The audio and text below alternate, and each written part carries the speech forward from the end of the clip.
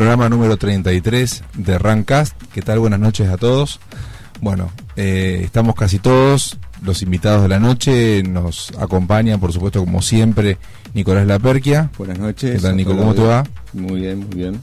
Bueno, también en la operación, como siempre, nuestro amigo Darío, que no sé qué tan parlanchín estará hoy. Mazo, está bien. Hoy estás mucho más movilizado alrededor de todo el equipamiento, no sé qué. Sí.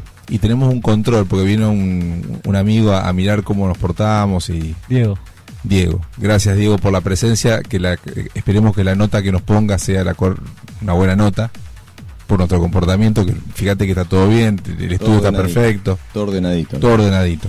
Bueno, nos acompañan también, por supuesto, el doctor Raúl Goyeneche, nuestro cardiólogo. ¿Qué tal, Raúl? ¿Cómo estás? Hola, buenas noches. Bien, bien. Y acaba de llegar nuestra amiga y neuróloga y corredora también, Marlene Guarnaschelli. Hola, buenas noches. ¿Qué tal? ¿Qué tal, Marlene? ¿Cómo te va? Bien.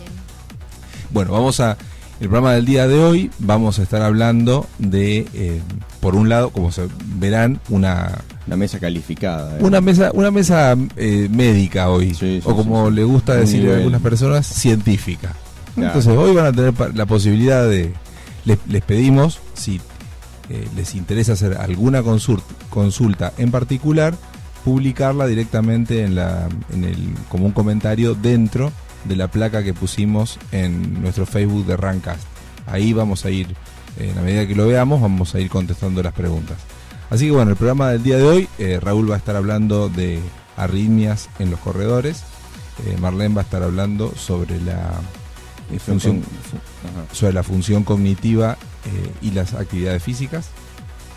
Después vamos a tener, por supuesto, también la presencia de Robin Spoturno, que es también médica, tiene otra especialidad que es la pediatría, pero ella va a estar hablando como atleta de trail y nos va a estar contando un poco esa doble función, cómo lo ve, cómo se ve esa actividad desde el punto de vista de un médico. Y por supuesto vamos a tener, como siempre, el broche de oro.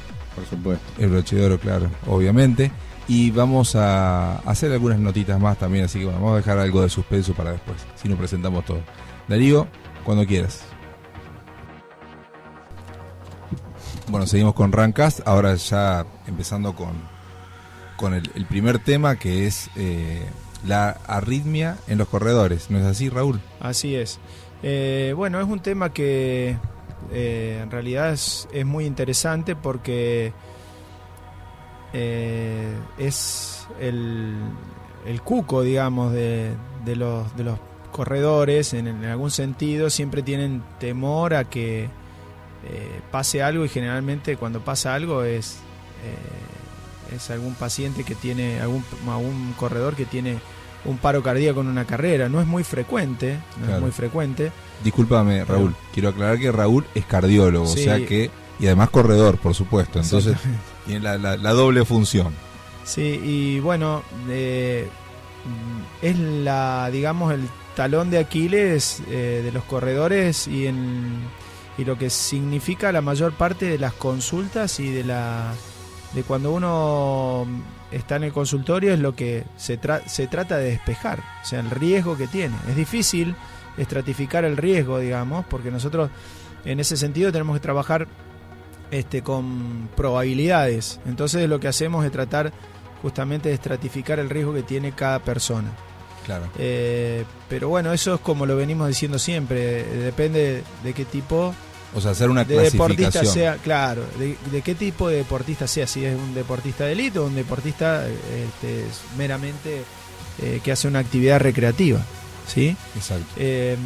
Pero bueno, las consultas son en base a eso, inclusive las consultas aumentan cuando ocurre algo de eso, cuando a alguien le pasa algo en una carrera, cuando se enteran de que a alguien le pasó algo en un gimnasio, Claro. ese tipo de cosas. Y me pareció importante porque creo que es algo muchas veces le atribuimos situaciones que son erróneas y muchas veces términos que son erróneos, y para aclarar un poquito de lo que se trata.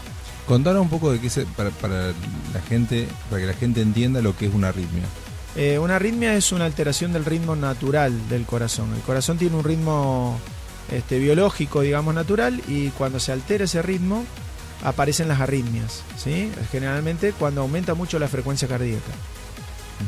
La arritmia más temida, que es la fibrilación ventricular, es el paro cardíaco, puede a veces suceder durante el esfuerzo. Y hay otras arritmias que también que tienen importancia, que son muchas de las consultas, que son arritmias de la aurícula, o sea que es otra estructura, digamos, el corazón tiene aurículas y ventrículos.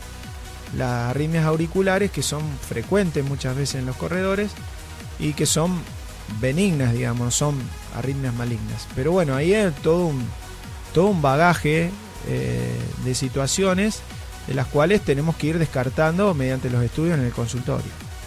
Lo que por ahí escucho en algunos entrenamientos y demás, porque yo voy de oyente, no porque vaya a entrenar justamente, sino que debería entrenar más seguido, pero digo, cuando voy y escucho los comentarios por ahí dicen, vos sabés que haciendo cuestas y ese tipo de cosas, por ahí se me dispara la frecuencia cardíaca. Ajá. Entonces, estamos hablando de gente de alrededor de 40, 50 años. Eso, por ejemplo, ¿sería un motivo una situación a tener en cuenta? Exactamente. Mirá, eso lo valora cada corredor. Yo creo que, como siempre hablamos en el programa, es muy importante conocerse. O sea, conocerse como corredor. Me parece lo más importante. O sea, uno ir chequeando qué va sintiendo cuando va corriendo. Prestarle mucha atención, ser responsable en eso. Porque si uno hace una actividad que verdaderamente la disfruta, cuidarse también va a ser también poder seguir disfrutándola, ¿no es cierto? Y depende la frecuencia cardíaca, porque uno también tiene un plan de entrenamiento. Hay algunos entrenadores, como habíamos dicho otras veces, le gusta entrenar de acuerdo a pasadas, a frecuencia cardíaca, a distancias. Bueno, entrenar con frecuencia cardíaca está muy bueno porque en realidad uno está haciendo una actividad reglamentada, digamos. Si, por así decirlo, tenés un tope. Y bueno, si uno se pasa de la frecuencia cardíaca, o está haciendo algo mal o está pasando algo. Estás usando el marcador principal para poder entrenar. Exactamente. O sea, para desarrollar la actividad, porque de última se trata de eso. Exactamente. Lo que trata de hacer el entrenamiento es bajar la frecuencia cardíaca, hacerlo más eficiente al corazón, a mayor velocidad. Eso es lo que está haciendo. Quería consultarte también, ya que estamos hablando de todo eso, por ejemplo, ¿puede ser considerado una alteración del ritmo cardíaco la ralentización, o sea, la baja en la frecuencia cardíaca por la actividad física que normalmente eso es una consulta frecuente, sí. Sobre todo de los colegas que son cardiólogos. Lo que hace justamente el corazón es tener mayor estímulo vagal, por así decir, diciéndolo científicamente. O sea, ¿qué quiere decir eso? Que el nivel de entrenamiento va aumentando, va bajando la frecuencia cardíaca. Lo que trata de hacer el corazón es ser más eficiente en altas frecuencias. Entonces, por eso se acostumbra en reposo a tener frecuencias cardíacas más bajas.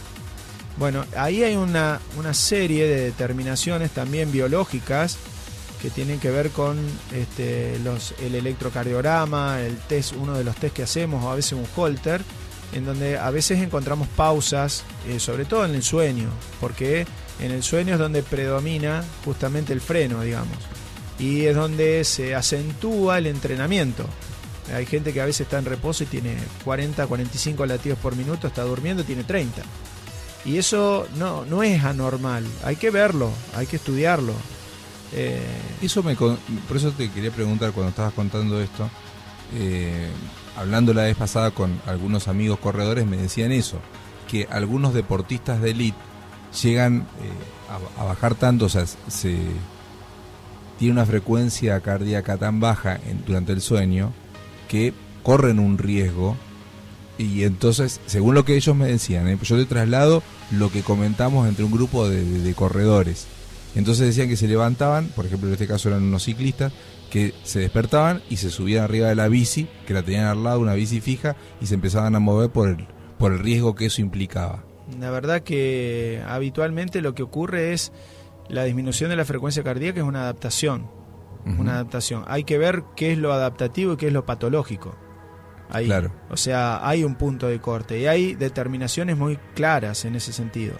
O sea, esto no es como se le ocurre al médico, sino que hay sociedades científicas que determinan qué es lo patológico y qué es lo normal, digamos, lo que ocurre cuando uno está entrenado. Otra Así cosa que habría que verlo eso. Una cosa que también quería preguntarte, Raúl, ahora que decías, recién hablabas de que eso se producía, de que este proceso se producía porque había un mayor estímulo vagal. Y te lo pregunto desde mi absoluta ignorancia, porque la idea que uno tiene es decir, bueno, el sistema nervioso autónomo tiene dos partes. Una parte, el sistema simpático que acelera el cuerpo y el parasimpático que lo ralentiza. Sí. El tema es o sea, el nervio vago, según tengo entendido, es el nervio principal del sistema parasimpático. Sí, señor.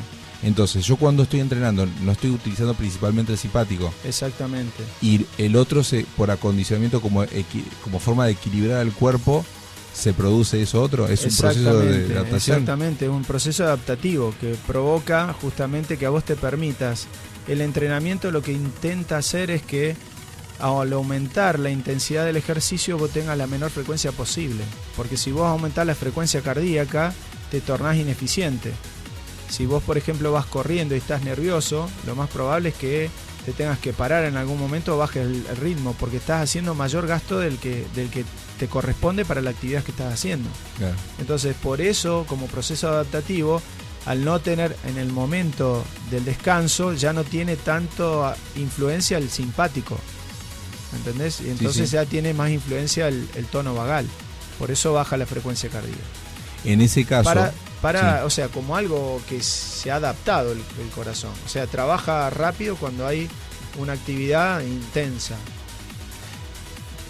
Y esto me lleva a preguntarte otra cosa en relación con eso. Si el entrenamiento físico te lleva, de alguna manera, por este proceso que acabas de describir, a que aumente, por ejemplo, a que baje la frecuencia cardíaca en reposo y aumente el estímulo vagal, tal como vos decís, siempre estaría bueno hacer bastante actividad física o mucha actividad física para que eso se produzca, porque según tengo entendido, en la sociedad en la que vivimos, donde es todo adrenalina, todo el sistema simpático permanentemente, lo que justamente no se entrena es lo otro. Mira, te voy a decir algo, la adrenalina y la frecuencia cardíaca elevada está asociada a la muerte súbita. Por eso.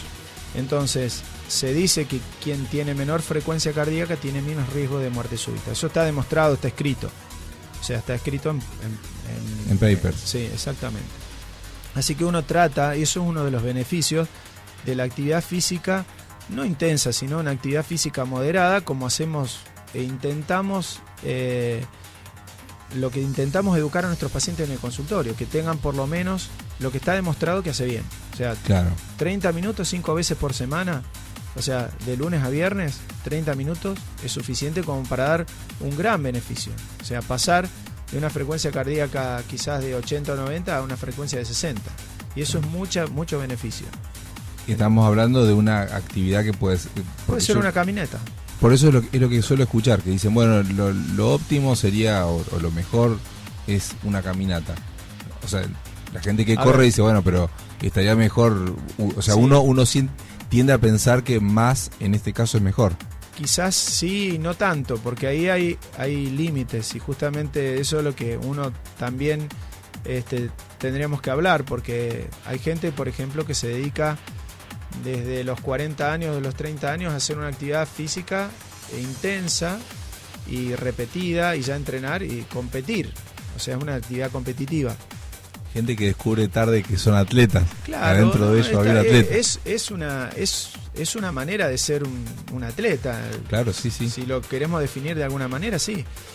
Entonces, todos pasan, o sea, no sé si en tu caso, pero yo lo pasé también eso. Por eso, descubrí tarde, claro. Entonces uno creo que tiene que hacerlo con cuidado y con controles. Exacto. Eso es lo más responsable. Yo estábamos hablando antes de empezar el programa que había publicaciones que decían que algunos pacientes veían que algunas personas que hacían deporte, y sobre todo los que eran ultramaratonistas, desarrollaban algún tipo de cardiopatía que tenía que ver con justamente el exceso de actividad física. Eso se ha visto, y inclusive hay alarmas, digamos, por las sociedades científicas y sobre todo con algunos especialistas en arritmias cardíacas que dicen que en realidad les preocupa los casos que están ocurriendo, porque hay un boom de las carreras y cada vez las carreras son más largas. Entonces, yo creo que lo que uno tiene que hacer como médico es concientizar que esas cosas se pueden hacer, pero siempre con el control debido. ¿No es cierto? Tenemos que hacer controles. Y eso también está establecido. Si bien, como yo te decía la otra vez, en las sociedades científicas y cuando vas a escuchar charlas a los congresos, no se ponen todavía muy de acuerdo cada cuánto tiempo hay que hacer los controles, o sea, y qué tipo de estudios hay que pedir, pero hay cierta orientación, sobre todo en la gente de élite, ¿sí? Claro. Y después, bueno, en los que hacen una actividad que es, digamos, intensa, que parece recreativa, pero en realidad es competitiva, también hay que hacerlo con mucho cuidado. Quería consultarte también sobre lo que son indicadores sencillos, simples, que puede identificar un corredor en su práctica cotidiana. Algunos indicadores que sí merecen una consulta. Sí, porque uno puede tener todo tipo de sensaciones, sobre todo cuando la gente empieza, no sabe por ahí para qué lado disparar, si en algunos casos pueden sentir algunos dolores. ¿Qué cosas son las que realmente merecen? Me refiero desde el punto de vista cardíaco. Las arritmias se manifiestan generalmente como palpitaciones, o sea, percibir que el corazón está latiendo. O sea, uno deja o sea, empieza a percibir que el corazón late. O sea, eso habitualmente no ocurre, porque uno no tiene la percepción de que el corazón está latiendo.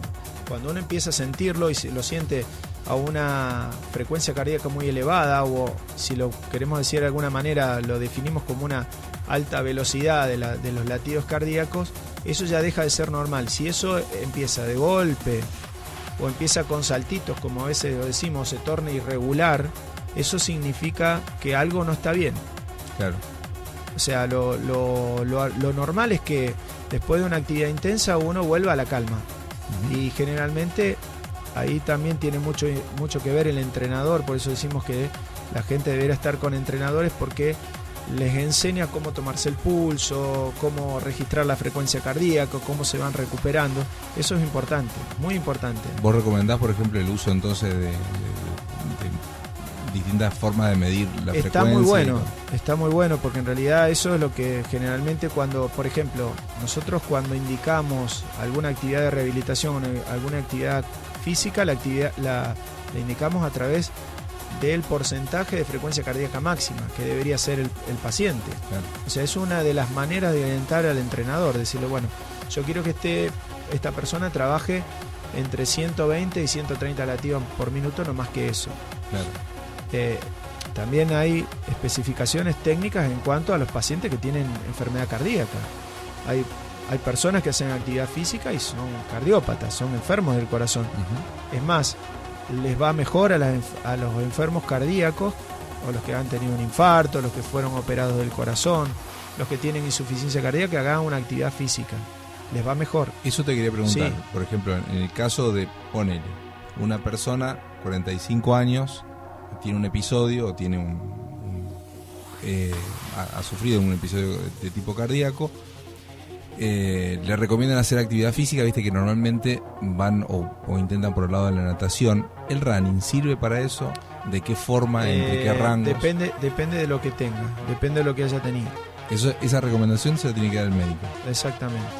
Exactamente, porque en realidad depende, por ejemplo, no todos los infartos son iguales. Claro. No todas las anginas de pecho son iguales, ¿sí? Generalmente lo que hacemos es mandarlo a rehabilitación cardiovascular. Ahí hacen un plan de entrenamiento, a veces hacen bicicleta, otras veces hacen natación, hacen gimnasio, hacen vóley, hacen una actividad física. Pero lo bueno está en que en realidad poder transmitir que alguien que viene haciendo una actividad física, si le pasa algo, no tiene que tirarse a ser sedentario para cuidar el corazón. Claro. Al contrario, o sea, les va mejor cuando hacen actividad física. Eso está demostrado. La actividad física, inclusive aún así en los pacientes que están enfermos del corazón, que están con un corazón dilatado, que tienen una mala función del corazón, que nosotros le llamamos a eso fracción de eyección, está muy baja, también les va bien haciendo ejercicio. ¿Qué pasa con la gente que tiene sobrepeso? y mucho sobrepeso? Mirá, el problema del sobrepeso, el beneficio de la actividad física es muy grande, en todo sentido, porque, a ver, vos con la actividad física cambias el metabolismo de la glucosa, cambias el metabolismo del colesterol, es probable que baje la glucosa, que baje el colesterol, que el paciente empiece a bajar de peso. Pero lo que uno tiene que medir muy bien también es cómo va a ser la actividad, porque muchas veces el sobrepeso, lo que nos perturba, digamos, del sobrepeso es el daño articular que a veces hace la caminata o el running o correr. Entonces tenemos que ir adaptándolo a esa persona. O sea, hay que darse una vuelta por el gimnasio, por ejemplo. Probablemente hacer algún otro tipo de actividad para lograr disminuir el peso, aumentar la masa muscular. A mí me dijo eso la profe. Mejorar las articulaciones. Andar al gimnasio y fortalecer un poco, porque uno puede salir a correr así. Entonces, bueno. Es una buena recomendación. Es una buena recomendación de la profe que ya dentro de poco va a venir. Vos sabés que con respecto a eso, yo lo veo en el consultorio. Y es algo que uno no lo tiene registrado. Yo no tengo números de eso, pero me suele pasar. Una impresión que tengo que cuando a alguien que tiene sobrepeso lo mando a caminar, al poco tiempo me viene diciendo, mire doctor, dejé de caminar porque me duele la rodilla. Entonces, bueno, claro, ahí estoy con un tope, digamos, sí. Tengo un límite. Entonces creo que hay que estudiarlo muy bien, a ver cómo voy a hacer para... Y creo que lo mejor muchas veces es mandarlo a los laboratorios o a los lugares los consultorios de rehabilitación. Claro. Hay muy buenos lugares donde hay profe de educación física, donde hay cardiólogos trabajando, donde le miden la presión arterial, los controlan, están al lado, y creo que es muy bueno para poder empezar a hacer una actividad física. Hay gente que ha empezado con eso y ha seguido con el running y ha bajado un montón de peso. Hay muchos casos.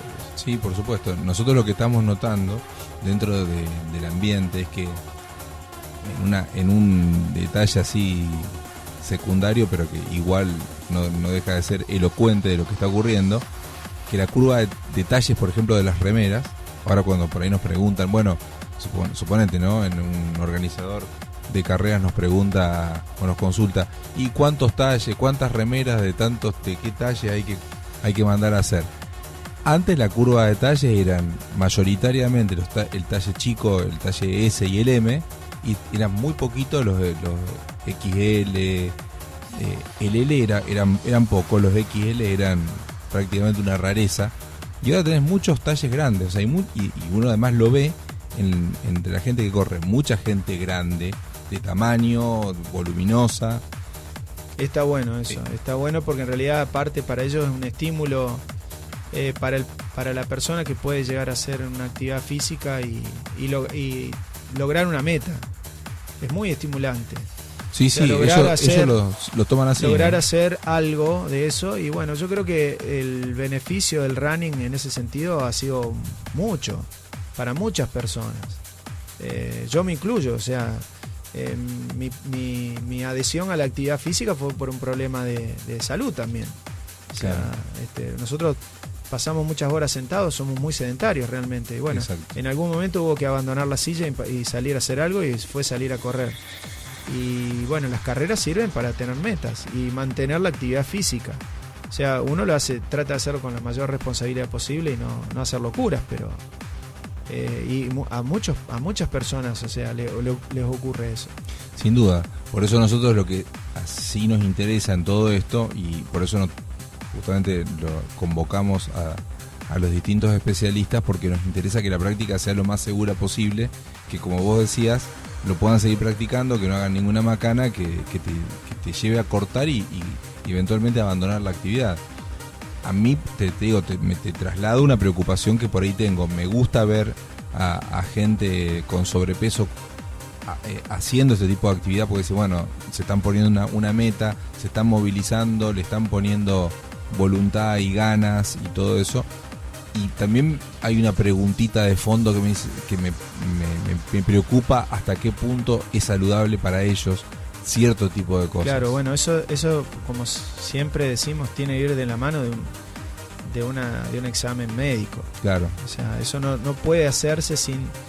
En realidad creo que también acá en Santa Fe deberíamos tratar de imponer certificados médicos en todas las carreras. Claro. Yo creo que eso debería ser una regla. Marlene, ¿querés comentar algo, por favor? Sí, sí. Me parece porque... Estoy totalmente de acuerdo con eso. Es muy importante.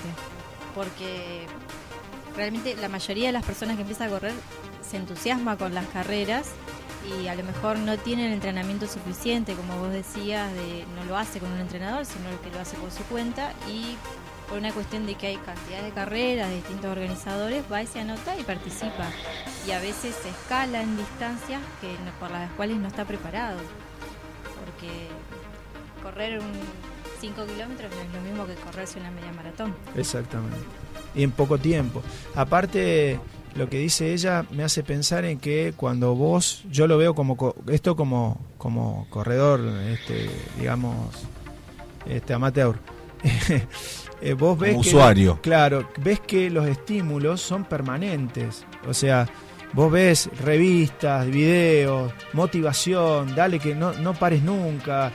No, yo creo que está bueno, claro. Está bueno para motivarte, pero hay que saber que hay un límite. O sea, no podés empezar a correr 5 kilómetros y al año querer correr 21. O sea, y yo te lo digo como corredor, tu cuerpo se tiene que adaptar. Vos lo sentís en el cuerpo. Sí, igual te digo una cosa, Raúl y Marlene. Quizás sea por la edad mía, ¿no? Les comento, bueno, pero nosotros somos, viste cómo somos. Pero bueno, al margen de eso, lo que te quería decir, Raúl, realmente también creo que es necesario que los profes estén al tanto de esto. Sí, yo creo que los profes son los que ponen un poco la pauta, decir, bueno, vos estás preparado para esto, vos estás preparado para lo otro. Porque eso, fíjate lo que dijiste, yo necesito un año para poder correr un 21. Acá corre 21 con muchísimo menos tiempo. Sí.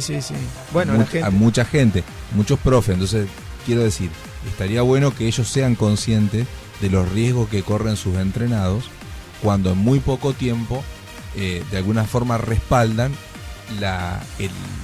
el objetivo loco de algún entrenado pasado de entusiasmo que dice yo quiero correr en 2 o 3 meses media maratón, una maratón entera o lo que fuera. Claro, yo creo que ahí lo que estaría bueno y lo ideal, estoy pensando que trabajar conjuntamente con el grupo médico, ¿entendés? O sea, exacto, claro. Decir, bueno, tengo tales corredores, quiero ver cómo hago para entrenarlos, qué es lo que le puedo hacer a cada uno.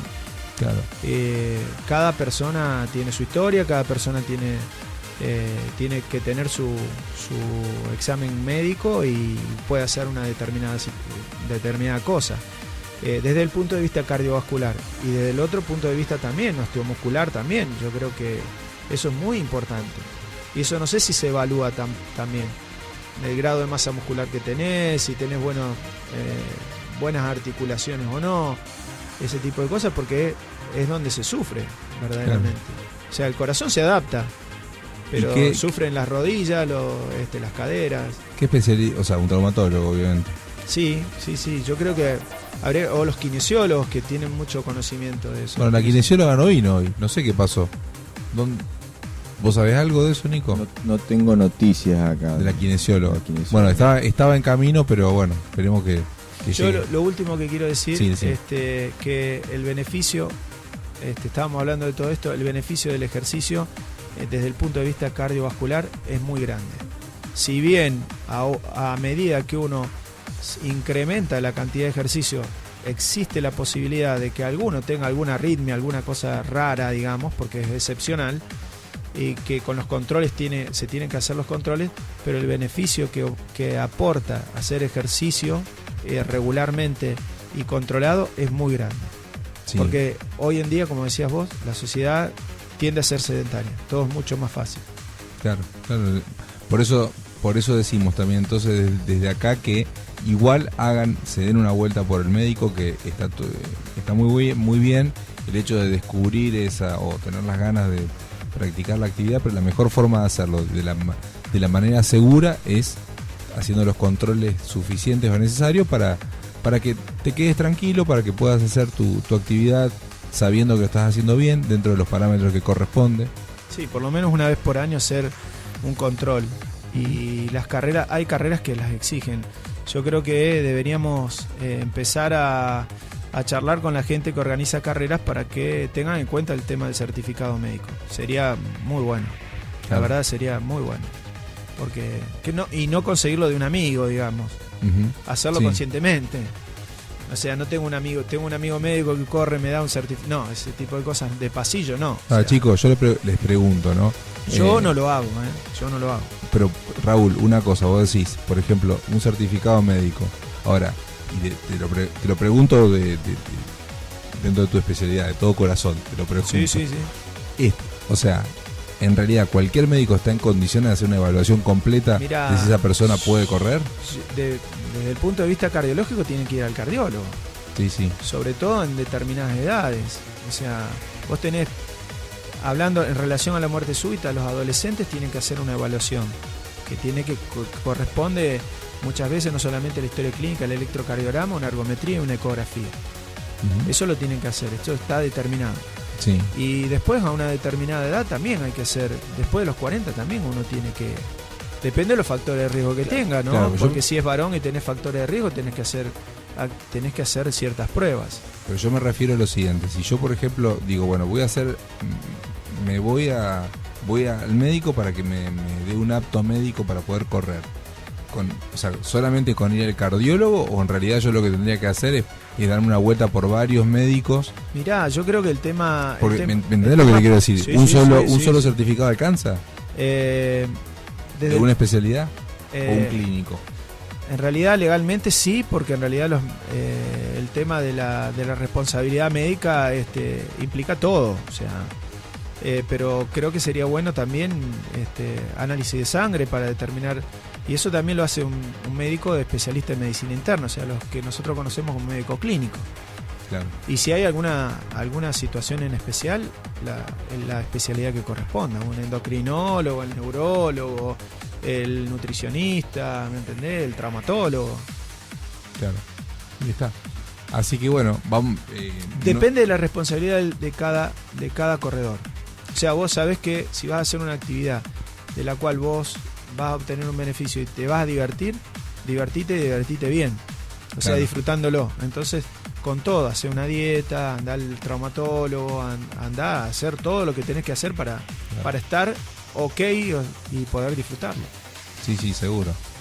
No, el tema es que nosotros siempre hablamos en el programa de lo positivo que tiene el entusiasmo, que es lo que vos decías hace un rato, de la motivación, de que uno se engancha, etcétera, pero que también tiene su lado oscuro, en el sentido de que a uno lo lleva a hacer locuras o a decir, bueno, listo, no tomo en cuenta algunos factores que son obvios o no tan obvios, pero que son de sentido común o una manifestación de sensatez. Claro, y lo dejás porque si bueno, querés cambiar, en realidad querés proyectar tu deseo sobre lo que estás haciendo, y bueno, puedes cambiar la realidad porque lo deseas solamente, no puede transformarse la realidad porque vos decís, bueno, no, a mí me gusta esto y entonces tiene que estar porque me gusta, está bien. No es así. No, pero eso va de acuerdo a la racionalidad de cada uno. Lo que estaría bueno, sí, sería ir, tal vez desde acá, estaría bueno proponerlo a eso, el ir desarrollando algún protocolo o algún criterio como para que uno pueda hacer una evaluación para los corredores de la zona o los corredores que nos escuchen en realidad, y que tengan algunos criterios como para poder ver qué cosas pueden evaluar y demás, y que este concepto del certificado médico no pasa a ser una caja negra para el corredor, que en definitiva se lo transfiere directamente al médico y se convierta más que nada en un listado de ítems o de aspectos que van a tener que tomar en cuenta y de los que el corredor se tiene que hacer cargo también, en el sentido de decir, bueno, yo también tengo que cuidar mi salud, y estos elementos, estos puntos los voy a tener que tener en cuenta y justamente estar chequeándolos. Por eso te decía, estaría bueno hacer o generar un protocolo, un listado o lo que fuere para hacer ese chequeo, que creo yo que se transformaría en una especie como de... Sí, estaría bueno, porque en realidad le permitiría tener gente que está mejor evaluada. Y obviamente menos riesgo. Acaba de llegar Romina Espoturno, que también es... Vos sos médica pediatra, Romy, ¿no es cierto? Yo soy ginecóloga infanto-juvenil. salud adolescente, salud integral adolescente. Tengo a cargo el programa provincial entrerriano de salud integral y bueno, todo nace a partir del consultorio del Hospital San Roque y desde 2011 tenemos programa y bueno, y ahí nos hemos ocupado un poco de tratar de meter el tema de los derechos, del cumplimiento de los mismos, que es tan difícil, ¿no es cierto? Y el cambio de paradigma con el modelo ecologista de salud integral que... Bueno, ahora nos vas a comentar un poco sobre todo eso, pero Perdón, estábamos, no te hagas problema, estábamos hablando justamente de lo que significaría el hacer una evaluación básica de cada corredor a la hora de, porque planteaba Raúl justamente el hecho de la necesidad de que los organizadores de carrera exijan un certificado médico. Así que bueno, vamos a una tanda de música, a un poco de música y después seguimos. Bueno, seguimos con Rancast y ahora vamos a estar charlando con Marlene Guarnaschelli, neuróloga y atleta, por supuesto. ¿Qué tal, Marlene? ¿Cómo estás? ¿Qué tal? Buenas noches. Bueno, básicamente lo que yo quería charlar es sobre la actividad física en general, no específicamente del running, pero de cómo funciona la actividad física y la salud de nuestro cerebro. Especialmente sobre las funciones cognitivas, que también está muy en auge. Cuidar nuestro cerebro para llegar a envejecer más saludablemente. Y se sabe básicamente que la actividad física en general previene enfermedades coronarias, reduce el riesgo de sufrir un ACV, de diabetes, de hipertensión arterial, de sufrir enfermedades óseas, aumenta la masa muscular, previene caídas, previene fracturas, pero poco se sabe y inclusive se ha estudiado hace pocos años, las publicaciones científicas no son de hace tanto tiempo, sobre las funciones cognitivas y la actividad física. Otra cosa que quería hacer hincapié más que nada es que ¿qué significa hacer actividad física?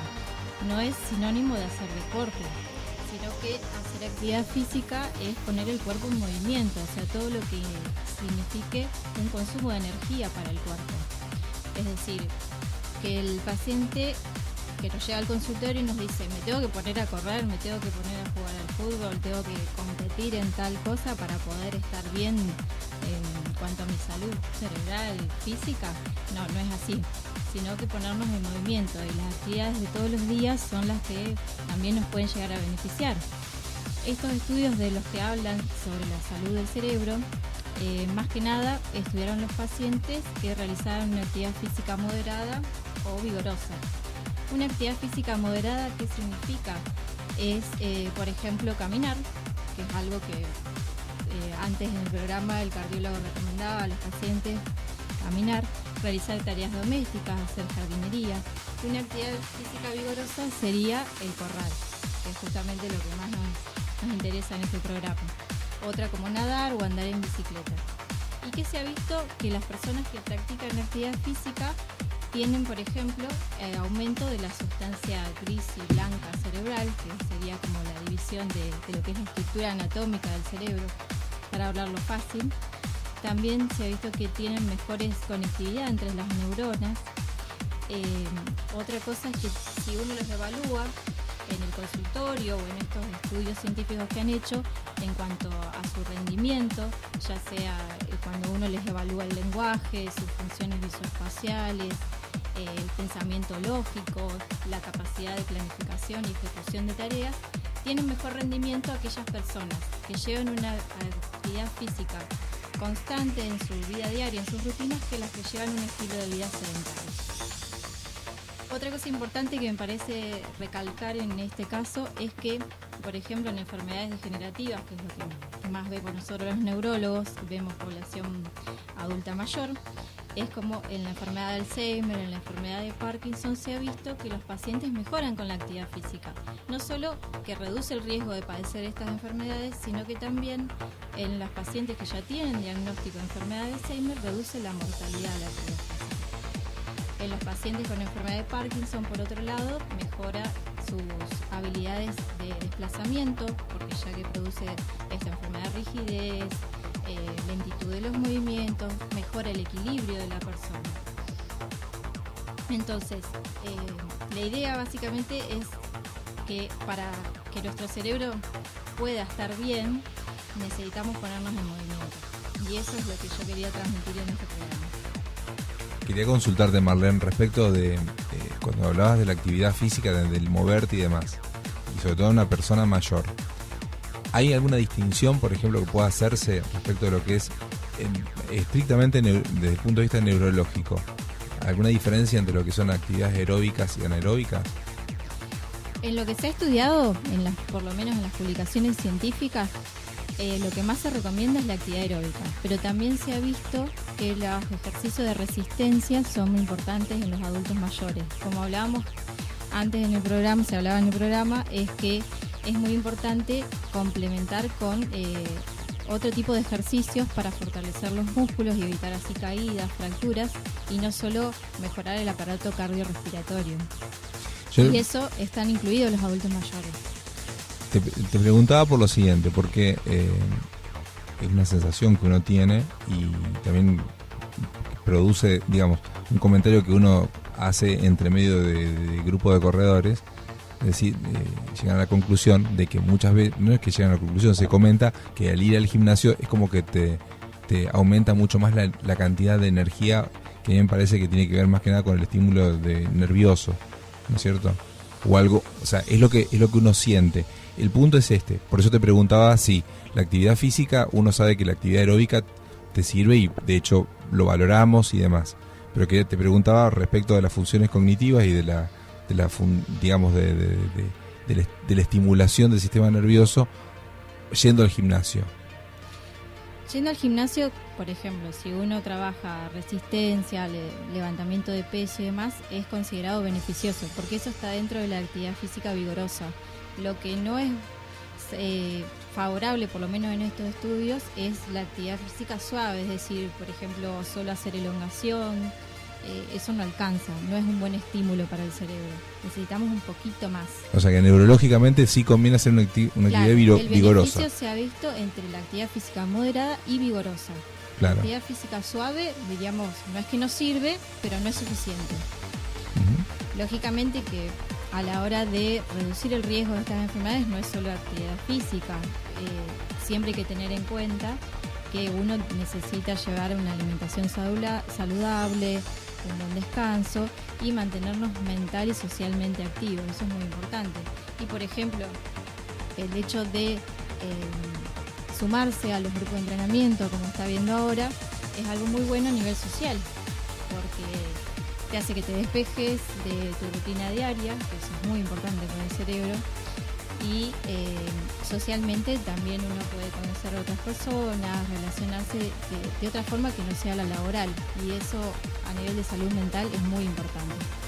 Lo que quería consultarte también es que, bueno, hablando de todo esto, una forma de entrenar en definitiva al cerebro, para llamarlo, para decir las cosas así de una forma más sencilla, puede ser el hecho justamente de someterlo a distintas situaciones a las que tenga que estar adaptándose. Exactamente. Justamente la actividad física lo que favorece es la neuroplasticidad y la neurogénesis. Exacto. Son términos difíciles, pero ¿qué significa? Pero son precisos. Que las neuronas, el sistema nervioso en sí tiene la capacidad de adaptarse a los cambios que necesitan.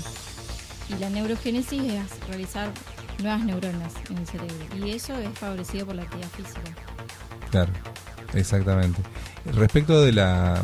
Y a todas las edades, sí. Eso es lo más importante. No importa en qué grupo etario estamos trabajando.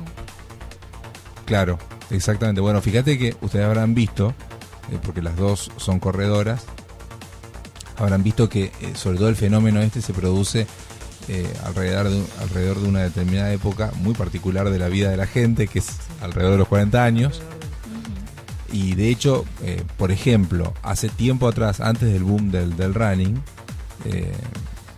nosotros veíamos que dentro de este grupo la mitad aproximadamente era de la categoría de corredores de entre, o sea, no de la categoría, pero de entre 35 y 45 años estaban la mayoría de los corredores.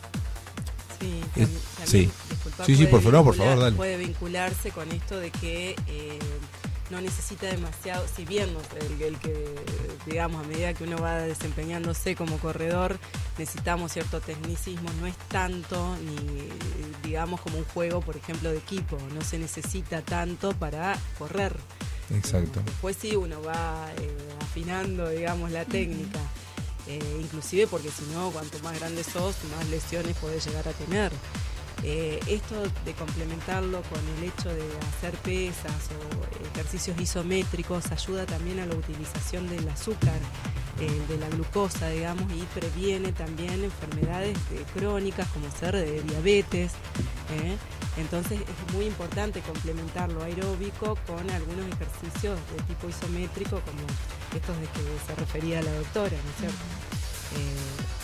Bueno, esto en las edades va cambiando. Sí, sí, claro. No sé si, bueno, cuando los niños siempre tratar de estimular esto del ejercicio desde muy tempranas edades, acorde a estas edades, ¿no es cierto? Yo te quería consultar sobre esto, Romina, específicamente, porque uno ve lo que hablábamos fuera del aire hace un ratito. Ves a un montón de gente, un montón de chicos queriendo participar de estas carreras, los padres también muy entusiasmados con llevar a los chicos a que corran. Entonces hay todo un boom en ese sector, quiero decir. ¿Qué cuidados tienen que tener?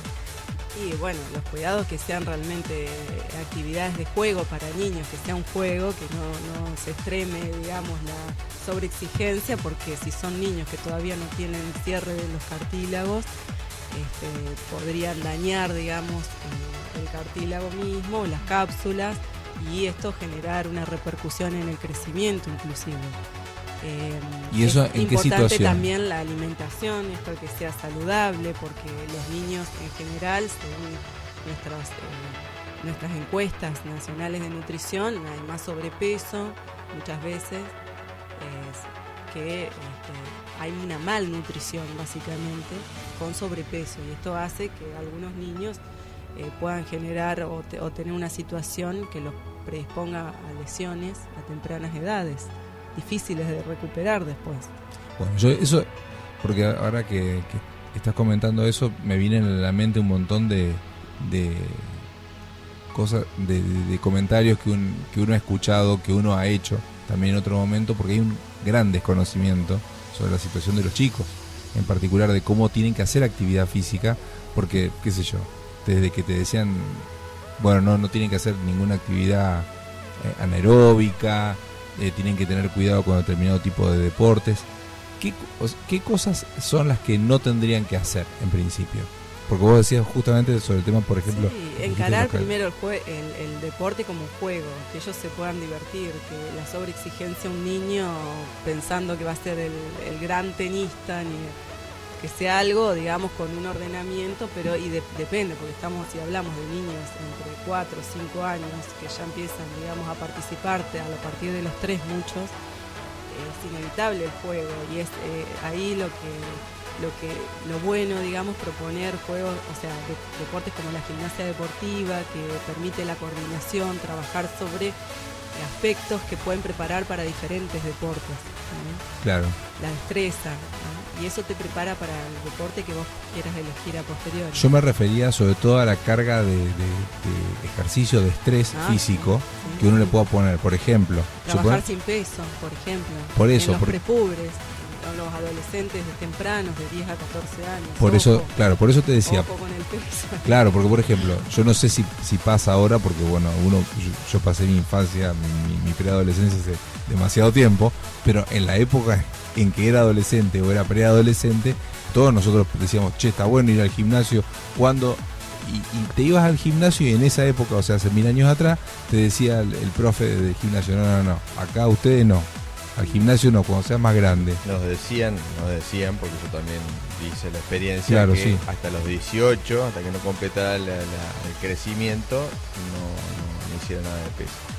¿Cómo es Sí, se trata de trabajar con el propio peso, ahora que hay tantos ejercicios, lo que es funcional, digamos, entrenamiento funcional, que es tan bueno, se trabaja con el propio peso, y o si no con un peso, con poco peso, digamos, trabajar la parte, por ejemplo, los chicos juegan al básquet, trabajar con el tren superior o el inferior, pero cuidándolo. Claro. Y respecto de la carga de esfuerzo en el sentido aeróbico, por ejemplo, específicamente en el correr. ¿Por qué vienen estas preguntas? Porque, por ejemplo, En una carrera típico, se lo pregunto a las dos, Te ¿no? comento una carrera que viví donde corrieron los hijos de los organizadores entre 10 y 11 años, Sí. que se hicieron 35 kilómetros Claro, en 4 exactamente. refugios de Bariloche, y yo Claro. los veía corriendo, o sea, emocionaba a la vez, pero a la vez yo creo que ellos también tenían otra agilidad, ¿viste? Y otro... Pero me imagino que el capacidad. costo Pero después que pagar aparte por iban eso. con las mochilas de la escuela, corriendo, con sus mochilitas escolares y con indumentaria muy básica, o sea, no, tal vez uno que siempre está pensando en las de larga distancia, que las zapatillas, Claro. el pisar, que no, bueno, y estos pibes... Pero 35 kilómetros con 10, sí, 11 años no es mucho. y 4 refugios, que es una carrera técnica. Sí, sí, claro. Claro, por supuesto. Es un poco demasiado, digamos, ¿no? La primera etapa fue, solo la primera etapa. Obviamente que los premiaron, bueno, pero uno se preguntaba justamente esto, cómo Sí. esto va a repercutir, digamos. Sí. Igualmente hay recomendaciones en cuanto al tiempo que tienen que realizar actividad física dependiendo de la edad. Es decir, tampoco se los puede sobrecargar, por eso es muy importante que no pensemos que los niños adolescentes ya tienen que hacer entrenamientos para alta competencia. Claro.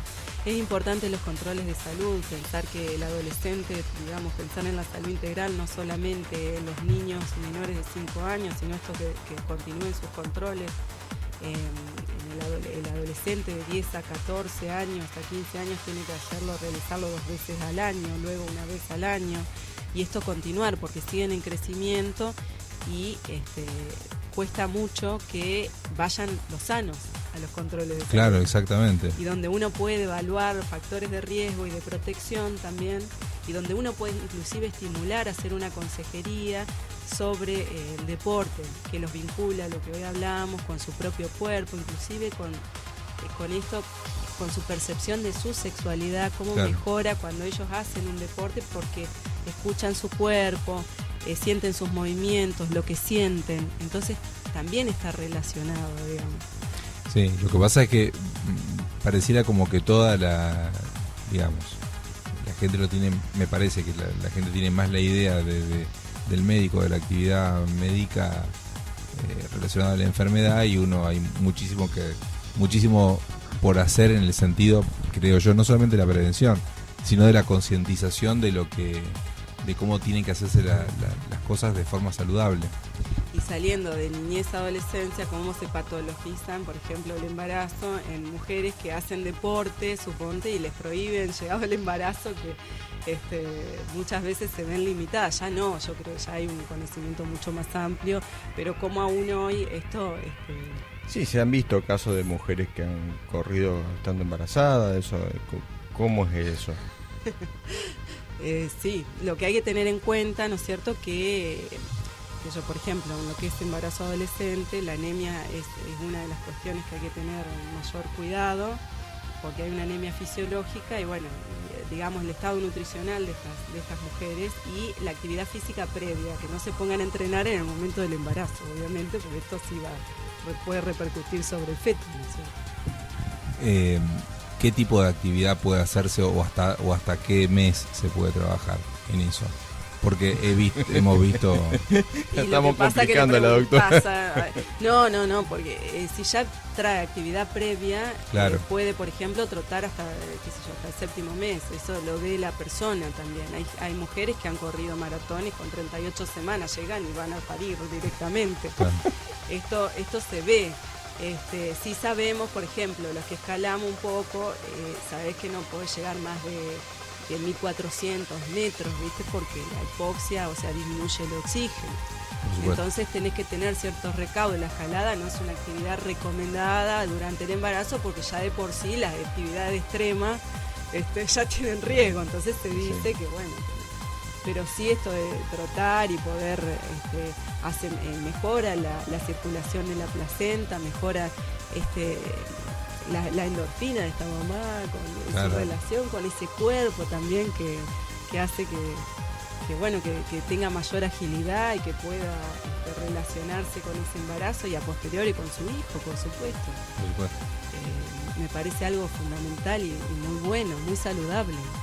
Chicas, una cosa quería consultarte, Marlene, ¿a vos qué te parece respecto de las volviendo un poco al tema de lo que estábamos comentando hace un rato, de las recomendaciones de tipo de carrera para los chicos.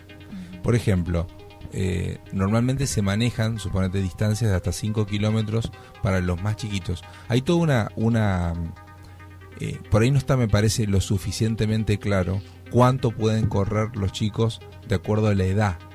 O sea, por ejemplo, nos dicen que los menores de 18 pueden correr hasta 5 kilómetros. O sea, nosotros hemos visto chicos corriendo distancias mucho mayores, pero estaría bueno quería consultar cuál sería de alguna manera una progresión, quiero decir, de distancias y edades en competencia, porque no es lo mismo correr tranquilo que en competencia, con esa exigencia. Yo creo que no está estandarizado cuántos kilómetros según la edad del chico, sino más que nada que es muy importante, así como lo tenemos en cuenta los adultos, de que tengan un entrenamiento previo, porque no es que ese día participa mi mamá, mi papá y yo también corro 3 kilómetros, 5 kilómetros sin entrenar nunca. O sea, si normalmente yo tengo capaz que el chico tiene la actividad física solo que le dan en la escuela, eso no es suficiente. Claro. Es decir, tiene que haber un entrenamiento supervisado con evaluación médica y nutricional. Claro, de todas maneras la mayoría, lo que uno ha observado, son participativas también. O sea, sí. Son 200 metros, me parece que es una fiesta. Todo lo que se organiza alrededor, y paso ahora, viene Piedras Blancas en Entre Ríos, Claro. Van todas las familias, acampan, y esto hace también que los pibes participen. Que se entusiasmen en la actividad física. Claro, me parece algo muy positivo, y esto que papás que hacen educación, que tienen actividad física, los hijos pueden ser propensos, porque hay otros hijos que no hacen un efecto rebote, Claro. Pero la mayoría sí toma el ejemplo de estos padres en algún momento. Pero siempre haciéndolo a conciencia. Somos testimonio, ¿no? de vida sin tantas palabras, y esto tenemos que tener muy en cuenta los papás a la hora de educar a los hijos. Sí, por supuesto. Bueno, por eso les consultaba, porque normalmente, ¿por qué se los digo? Porque nosotros recibimos consultas de los organizadores de carreras que nos dicen, bueno, tengo ganas de hacer una running kit. Tenemos unos profes que nos van a organizar la carrera y demás. ¿Qué distancia pueden correr? ¿Qué es lo que está reglamentado? Entonces ahí es donde uno empieza a patinar, porque entras en un terreno que es medio extraño, porque uno no tiene información. De lo que uno más conoce, obviamente, es de la reglamentación para los adultos, pero no para los chicos. No tanto porque hace una reglamentación, sino porque uno no conoce mucho ese mundo. Yo creería que siempre se tiene que mantener en la línea del juego y hacer más que nada de obstáculos y que sean distancias cortas para que los niños puedan también relacionarse entre ellos, y que no estimular esto de la competencia voraz, y más que nada de relacionarse y poder divertirse, que es lo más lindo a los pibes que le podés ofrecer, me parece. Sí, por supuesto. Igual te comento, Romy, que en lo que nosotros vemos en algunos sectores de chicos que corren, no todos, hay una parte, pero mayoritariamente es la sensación que tengo, es que son chicos muy competitivos, O sea, van a decir y van los padres y te dicen, por ejemplo, se acercan a la inscripción y te dicen, pero mi hijo puede correr 10 kilómetros. Y no, nosotros no podemos porque es menor, etcétera. No, pero yo quiero que él se anote porque tiene condiciones. Y el chico va y está preparado y te dicen, no, bueno, no importa, dice, lo corro por afuera. Entonces el pibe, vos ves que corrió los 10 kilómetros por afuera, lo corrió el palo y corre muy bien, y vos decís, ¿y qué hacemos con estos casos? Bueno, yo creo que ahí también están los derechos del niño, que hay que poner ahí a un poco reflejar esos padres. Claro. Porque los chicos están motivados. Mirá que, o sea, cuando habla con ellos, te das cuenta de que tienen ganas de correr. Claro, también falla el adulto, ¿no es cierto?, al transmitir esto de la sobreexigencia, y también vemos adultos que se sobreexigen, digamos, siempre un poco más. Y esto de también saber de que el hecho del camino, de poder participar, de poder transmitir esto a los niños, adolescentes. También yo creo, la competitividad también es una realidad, es algo presente, y también del sistema en el que vivimos, el individualismo, del capitalismo. Perdón Santa Fe, pero estoy en una ciudad, gracias a Dios, socialista, pero de alguna manera esto se refleja, digamos, en esto de lo individualista, y que cada vez fomentan más desde los colegios ultra sofisticados y el individualismo, ¿no es cierto? Sí, esto se refleja en todo. Así que bueno, vamos... Transmitamos valores. Sí, no, por supuesto. Sí, hay que el fundamental es divertirse, participar, digamos, esa es la idea, claro. Un poco, hacer una nosotros desde acá siempre tratamos de decir algo respecto del tema de que las cosas tienen que ser de forma equilibrada, de que hay un componente, indudablemente un componente competitivo que hay que tomar en cuenta, pero siempre dentro de límites saludables, porque si se sale de ese límite y empezamos a dañar todas las otras cosas, o sea, empezás a dañar otros aspectos de tu vida, como por ejemplo la relación con los demás, que es lo que primero se deteriora en estos casos. Claro, que no tiene que ver con la autosuperación, esto de poder generar esto de decir, bueno, sí, me mejoro para la próxima, claro. Puedo entrenar más, que todo lleva esfuerzo, que nada ya, porque el pibe de hoy aprieta un botón y ya tiene todo.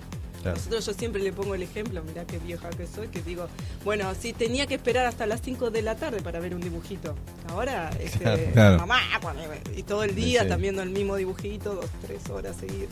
Entonces el ya también, y es el gran defecto de los pibes de hoy, que todos quieren ya. Claro. Y no demandan, o sea, lo que tenemos que seguir transmitiendo, que todo lleva un esfuerzo para poder conseguirlo, y que mejora el rendimiento y que mejora el resultado. Y en este sentido, bueno, los adultos tenemos que poner la cabeza en esto también. Bueno, vamos a ir a un pequeño corte y después seguimos con más Rancast. Bueno, seguimos con Rancast, ahora en comunicación con Mario Chapero. ¿Qué tal, Mario? ¿Cómo estás? ¿Qué tal, Leo? ¿Cómo andás? Buenas noches para vos y toda la audiencia. Buenas noches. Bueno, Mario, justamente te llamamos porque quería que nos contaras un poco de una campaña que estás haciendo. Que obviamente nuestro programa quiere sumarse y queremos que la gente participe. Quisiera que nos contaras un poco sobre la campaña y nosotros y ver de qué forma podemos participar. Sí, bueno, más que nada, primero agradecerte a vos por darme esta posibilidad de que sea un poco más masivo la campaña esta por Valentino Chapero. Bueno, Valentino tiene 5 años, él nació con hidrocefalia. Estuvo todo bien hasta que el 7 de marzo del año pasado tuvo una disfunción valvular, no pudo ser detectada a tiempo y bueno, desde ese momento Valentino está en estado vegetativo. La única alternativa que tiene Valentino, después de todas las terapias que hemos probado, es a través del tratamiento con células madres. Cuando Valentino nació, él nació en Buenos Aires, se le guardaron por precaución, por cualquier motivo que pudiera pasar en el futuro, su cordón umbilical. Y bueno, la alternativa esta que tenemos ahora es poder aprovechar sus células madres para que Valentino pueda recuperar, aunque sea su estado de semiconsciencia que tiene. Por eso largamos esta rifa. Como es un tratamiento experimental donde la ANMAT no lo acepta todavía, no acepta que los tratamientos de esto con células madres, entonces la obra social no nos puede cubrir ningún costo.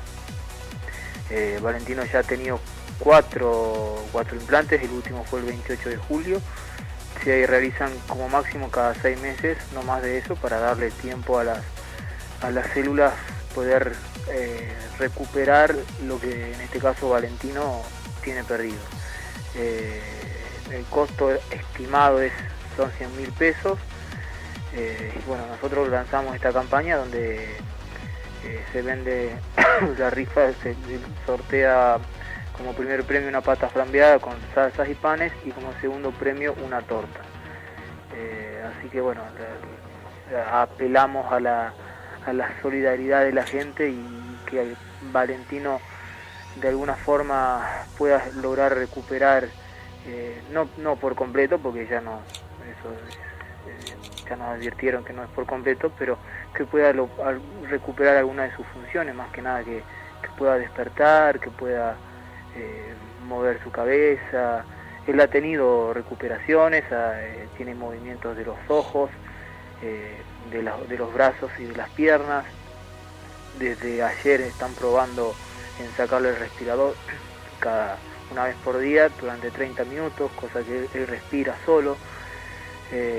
Ha tenido mayor actividad cerebral desde que ocurrió este episodio hasta ahora. Ha estado en estado casi plano, donde estuvo el INCUCAI, no dio el veredicto obviamente porque Valentino era ínfima la actividad cerebral, pero tenía, y bueno, de a poco fue aumentando esa pequeña actividad cerebral. Tiene un poco más de irrigación de la parte izquierda, que era la que tenía más comprometida. Y bueno, ya te digo, la única alternativa que tiene Valentino en este momento es las células madres. Es un tratamiento experimental que demora 2, 3, 4 años. Se han hecho muchísimos en todas partes del mundo. Hay casos acá en Santa Fe a través de Valentino, más simples, que han dado resultados, pero porque hay un caso de un nenito que estaba ciego y bueno, ha recuperado la visión. Obviamente en el caso de Valentino es muchísimo más complejo porque es recuperar funciones de neuronas. Claro. Lo bueno que tienen los cerebros de los chicos es la neuroplasticidad, es decir, que las neuronas que le quedan en este caso a Valentino puedan cumplir funciones de las que ya no tiene, porque obviamente las que ya no tiene Valentino no hay forma de recuperarlas, ya están perdidas, pero bueno, las que le quedan tienen esa posibilidad de adoptar funciones que no le corresponden, pero que las tiene perdidas, y la única manera es a través de este tratamiento con células madre, que la particularidad que tiene Valentino también en este caso, la ventaja, que es muy poco en muchas partes, que es que son propias, porque son del color umbilical, son de su sangre. En los demás casos de los que ocurren se saca grasa del propio páncreas de la persona y da resultado, y en este caso son células de Valentino, que fue cuando nació. Exacto. Entonces tiene todas las condiciones para que resulte, pero exactamente.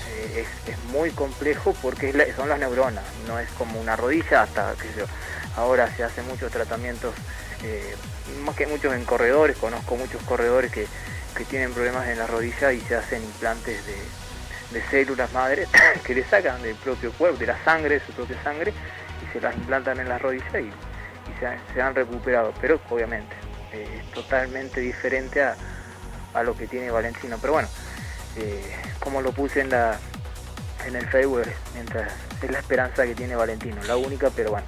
Contanos cómo podemos ayudarte, Mario, en todo esto. ¿Cómo podemos participar en este caso de la rifa?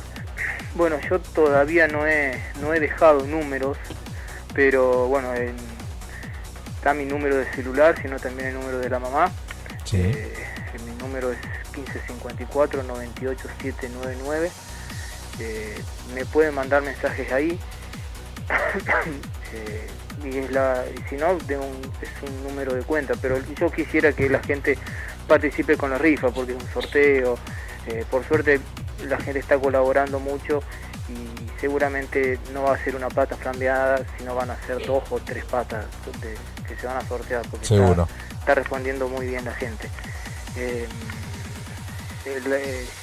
A través del número de o de mi Facebook, Mario Chiapero, que me manden un mensaje o entren a mi Facebook y bueno, yo los contacto de alguna manera y bueno, es la colaboración que quiere tener la gente por ahí para ayudarlo a Valentino. Nosotros por supuesto desde el Facebook de Rancast vamos a estar publicando lo mismo que el Facebook de Maratonistas Santafesinos, y próximamente también posiblemente tengamos algún otro lugar donde la gente pueda dirigirse directamente. Te comento, Mario, porque lo estuvimos charlando hoy.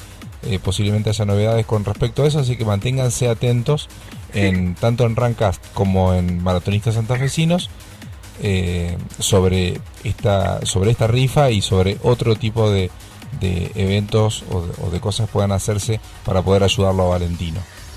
Sí, seguramente va a haber más eventos ya el próximo mes o para el Día de la Madre. Antes que nada no avisé, pero bueno, el tratamiento de Valentino es para diciembre o enero, no es el próximo que se le va a hacer. Exacto. Pero sí, yo ya te digo, estoy a disposición de la gente, que el que quiera colaborar con comprar los números, algún número, yo me acerco hasta el lugar o buscamos la forma de darle todas las posibilidades para que la gente se pueda. Seguro, no, porque te comentaba porque hay justamente un negocio que está interesado en ayudar en todo esto, así que por eso te decía Mario.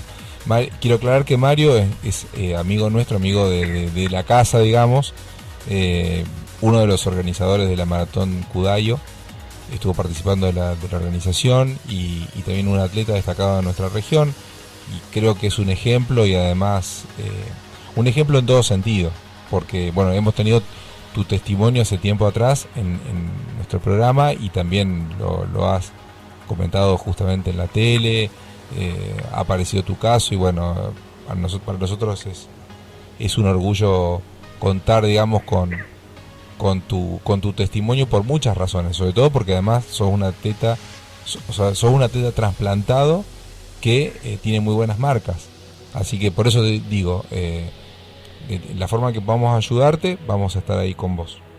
Bueno, te agradezco las palabras, Leo, y sí, para lo que necesite cuenten conmigo, yo me estoy moviendo y bueno, vamos a tratar de ayudarlo un poquito más a Valentino, a ver si nos da esa cuota de alegría y Valentino puede, aunque sea respirar solo, que es lo que más, es el aire que uno necesita, pero bueno, no sé, es la esperanza que uno tiene. Seguro que sí. Mario, muchas gracias por la comunicación y seguramente vamos a tener novedades positivas pronto. Bueno, Leo, muchísimas gracias a vos y saludos a los chicos y estamos al habla. Dale, te mando un abrazo grande. Gracias, Leo, otro para vos. Bueno, seguimos con Rancast. Ahora estábamos hablando con las chicas justamente de su historia deportiva, de cómo empezó todo, porque en realidad en este caso se trata de dos médicas que sí tienen una historia deportiva previa, o sea, no es como por ejemplo mi caso o el caso de tantos otros que descubrimos medio tarde nuestra vocación, no sé si vocación, pero por lo menos el gusto por el hacer esta actividad de forma competitiva. Así que bueno, me gustaría conocer de tu caso, Marlene. Vos me decías que hacías fitness. Yo lo que hacía de adolescente era aeróbica deportiva y competía en aeróbica deportiva. Luego cuando empecé la facultad, por cuestiones de horario, correr, siempre corrí, porque como parte del entrenamiento para las competencias, o sea, la etapa de entrenamiento durante el verano, previo a lo que era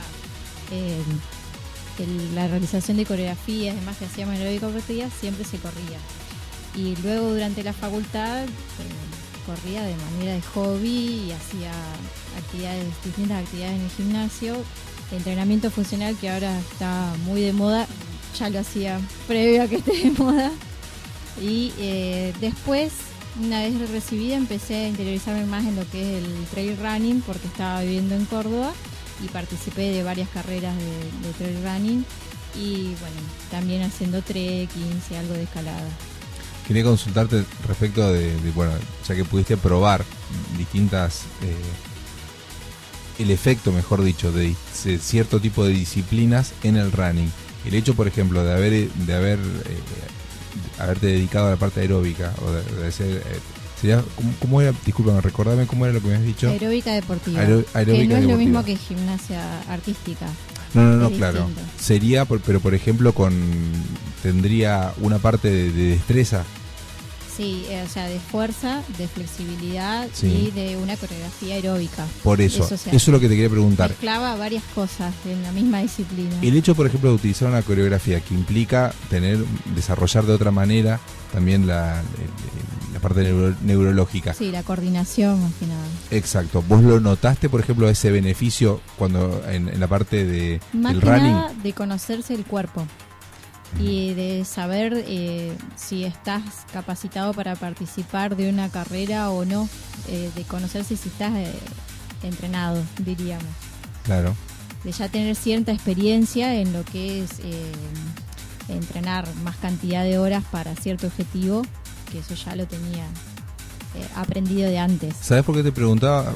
¿De dónde venía la pregunta? Porque una vez, hace un tiempo, escuché, o no me acuerdo si lo escuché o lo leí, que decían que justamente el hacer una actividad como por ejemplo el baile ayudaba al desarrollo de la capacidad como corredor. Sí, y también otra cosa que me benefició fue la parte de la flexibilidad. Claro. Que por ahí no hay que olvidarse que no es solo correr, o sea, y tampoco solo fortalecer y correr, sino que la flexibilidad, el después de correr, y que es una sesión exclusiva de elongación y de flexibilidad, es muy importante como complemento del running. Claro, por supuesto. Y eso yo lo tenía porque, bueno, justamente la aeróbica deportiva tiene elementos de danza. Claro. También. Entonces bueno, mezclaba muchas cosas. Está bien, era un desarrollo integral. Integral, diría. ¿Y competiste? Sí, competí. Bueno, ¿y qué te pasó con la competencia? ¿Te gustó? Me gustó. O sea, tanto en trail running como en aeróbica deportiva, las dos cosas me gustaban, pero por una cuestión de decir, bueno, todo lo que entrené me fue bastante bien, no para competir contra otros, claro, sino para sentirme, el esfuerzo valió la pena. ¿Y en el llano no te gusta? Lo hago igual porque me encanta hacer actividad física. Lo hago igual, o sea, no te gusta. Pero no me apasiona tanto. Claro. Bueno, es más proclive, digamos, a la neuroplasticidad, o más estimulante, digamos, lo otro, el trail running. Sí. Bueno, ahí, por ejemplo, alguien que pueda hablar de eso es justamente Romy.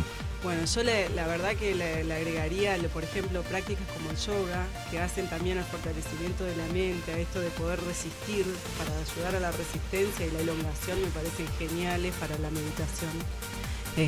Bueno, mi historia con el deporte es que vivíamos en el club.